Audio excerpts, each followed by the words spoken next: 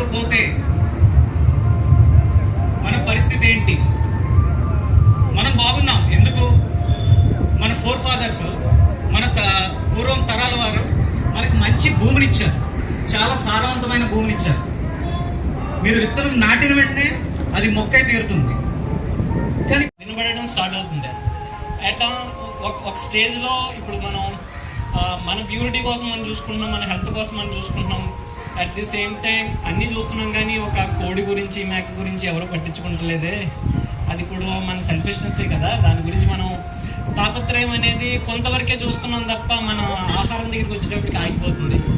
ఇది కరెక్ట్ కాదు. మనలో ఇది ఒక ఇంప్యూరిటీలా అనిపించింది. అప్పుడు నాకు ఆ క్వశ్చన్ వేయగానే, నువ్వు ఇంత సెల్ఫిష్వా, నీ గురించి నువ్వు ఆలోచించుకుంటున్నావు కదా తప్ప ఆ కోడి గురించి ఆలోచించట్లేదు అనేటప్పటికి ఆ ప్రశ్నకి నాకు ఇప్పటికీ ఆన్సర్ దొరకలేదు. అప్పుడు మానేశాను. లైక్ ఒక 15 years క్రితం అనుకుంటా నేను నాన్ వెజ్ మానేశాను. లేటర్ ఆన్ ఇంకొక 5 years తర్వాత వీగనిజం కూడా తీసుకున్నాను.